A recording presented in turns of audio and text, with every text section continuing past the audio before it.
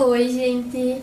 Sejam bem-vindos novamente. Hoje a gente vai ter a nossa segunda videoaula de estudo sobre os processos de independência da América.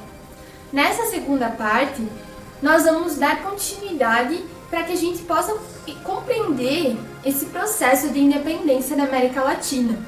Hoje nós vamos entender a formação das fronteiras coloniais, os antecedentes da independência da América.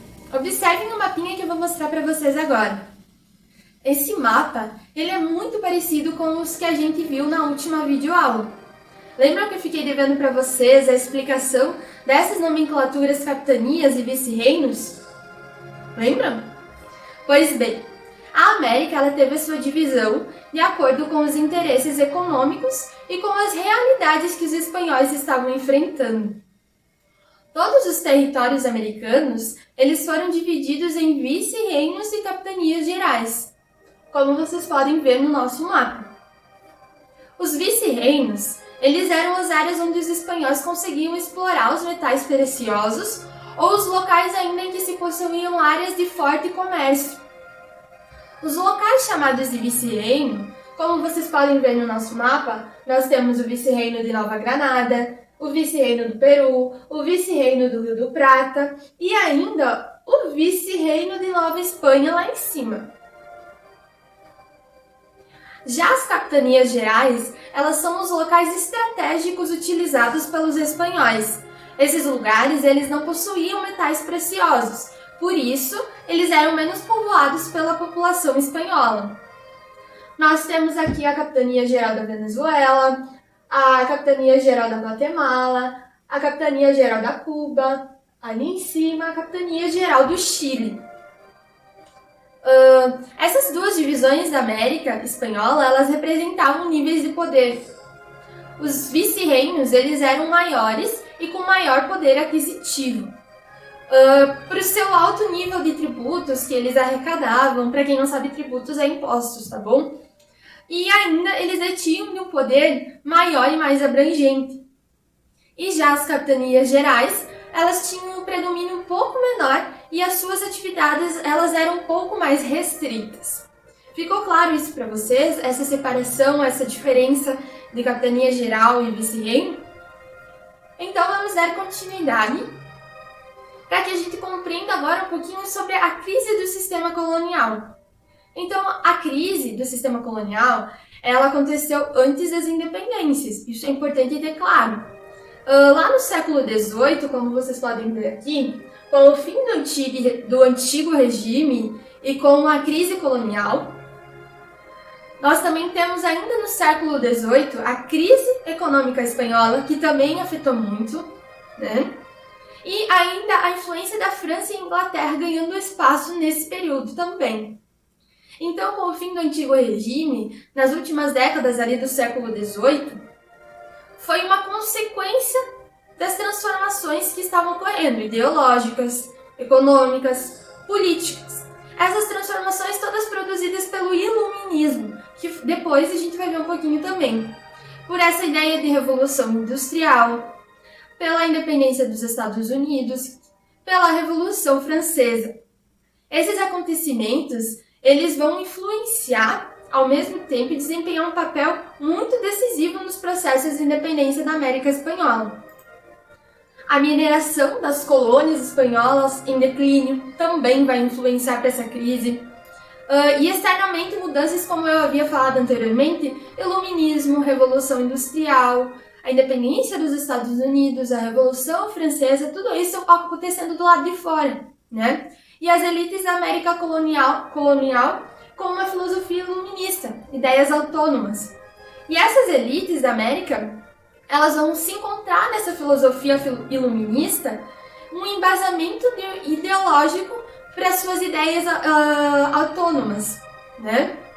E essa luta pela liberdade política, ela encontra uma justificativa no direito dos povos oprimidos, a rebelião contra os governos tiranos. E é a luta pela liberdade econômica também, para tentar substituir do monopólio comercial para o regime de livre concorrência. Essa revolução industrial, ela também vai se ver numa necessidade de substituir o monopólio comercial por uma livre concorrência também. E por essa época da Revolução Industrial, a gente vai também inaugurar a Era da Indústria. A indústria fabril e a produção mecanizada também. A exportação de mercadorias inglesas também vai exigir uma abertura de mercados americanos ao livre comércio e também vai esbarrar em entraves criados pelo Pacto Colonial, que depois nós vamos ficar sabendo um pouquinho mais disso também. Esse monopólio comercial, ele vai favorecer somente as metrópoles, ou seja, elas lucravam duplamente, né? Elas lucravam revendendo os produtos coloniais à Europa e também as manufaturas inglesas às suas colônias, então elas lucravam 2 vezes em cima. E essa política monopolista, ela vai prejudicar tanto a burguesia quanto as elites coloniais. E dessa forma, o desenvolvimento do capitalismo industrial, ela vai acelerar ainda mais a crise do antigo sistema colonial mercantilista.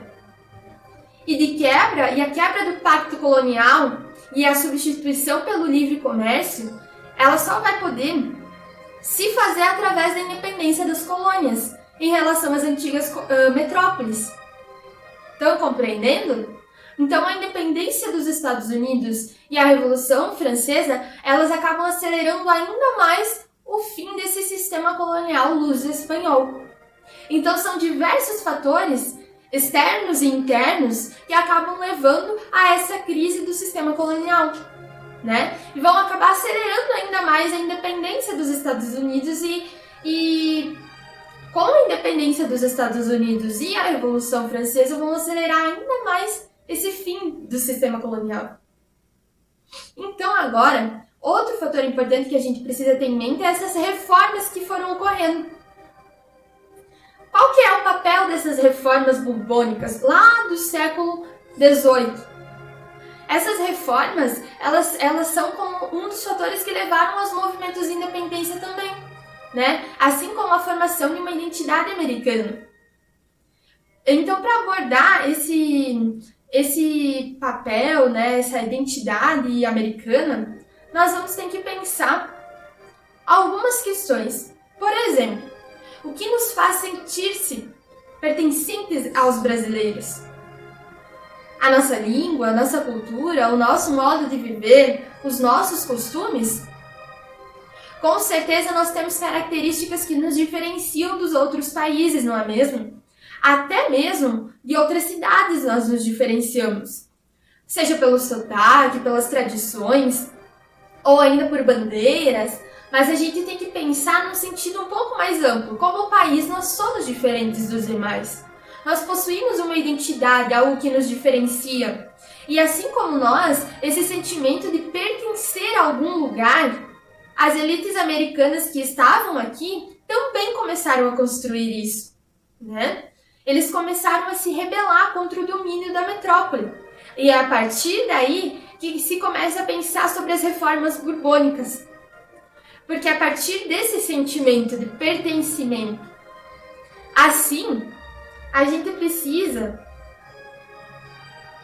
pensar, e as medidas que se criou para centralizar o poder foram a criação de novos vice-reinos, como o vice-reino de Granada e o do Rio de Prata. E o efeito que causou foi a redução territorial do vice-reino do Peru, né? Porque abrangiam um pouco desse terreno, desse território. Ao racionalizar as autoridades provinciais, uma das medidas foi criar o sistema de intendências e a substituição dos municípios. Logo, causou o quê? A eliminação de cargos, né? Nesse caso, o cargo de corregedor. Ao acabar com o poder dos jesuítas, isso levou à expulsão da ordem religiosa dos jesuítas da Espanha e da América. E isso levou à criação do verdadeiro convictório de São Carlos, em Lima. Quando se pensou em terminar com a pirataria e contrabando na América, a medida que se tomou foi estabelecer o livre comércio entre a América e a coroa espanhola. E isso causou o quê? A erradicação, dos privilégios portuários. Então, percebendo como cada medida, cada objetivo levou a uma medida e por vezes há esses efeitos muito grandes, muito abrangentes.